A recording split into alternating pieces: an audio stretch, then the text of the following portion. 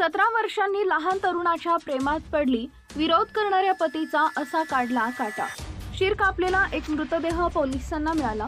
हा मृतदेह कोणाचा आणि हत्या कोणी केली याचा तपास पोलिसांनी सुरू केला।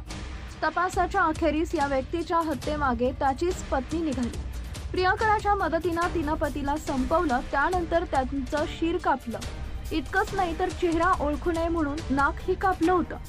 राजस्थानातील अलवर जिल्ह्यात ही घटना घडली। 10 जानेवारी रोजी एक मृतदेह सापडला। मृतदेहाचं शिर कापलेलं होतं आणि नाकही। पोलिसांनी मृतदेह शवविच्छेदनासाठी पाठवला। तपासातून हत्या झालेल्या व्यक्तीचं नाव रामपाल मूलचंद मीना असं समोर आलंय। व्यक्ती महुआ कला मालाखेडाची रहिवासी असल्याचं पोलिसांना कळले। त्यानंतर पोलिसांच्या तपासाला वेग आला। पोलिसांनी आजूबाजूच्या परिसरातील सीसीटीव्ही फुटेज गोळा करून खंगाळून काढलं। पोलिसांनी रामलालची चौकशी, त्याची पत्नी छोटी देवी हिची चौकशी केली।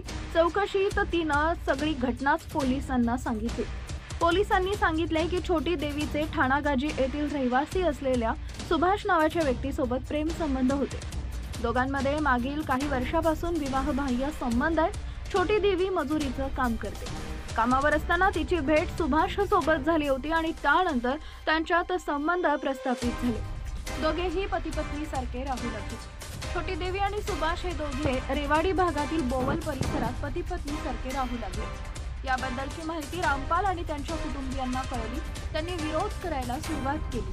पतीचा काटा काढायचा असेल तर छोटी देवीनं ठरवलं। सुभाष सोबत मिळून त्यानं आधी रामलाल दारू काढली। त्याला अकबरपूर गावातून उचललं आणि एका हॉटेलमध्ये नेऊन 4 दिवस ठेवलं। त्यानंतर दारू पिऊन दोघांनी रामलालचा गळा चिरला। त्यानंतर पोलीस ठाण्याजवळ मृतदेह फेकून दिला। छोटी देवीपेक्षा सुभाष हा 17 वर्षांनी लहान आहे। महत्त्वाचं म्हणजे छोटी देवीला 20 वर्षाचा मुलगा आहे। 5 वर्षापूर्वी दोघांची एका कारखान्यावर काम करताना ओळख झाली होती। त्यानंतर दोघांमध्ये संबंध प्रस्थापित झाले।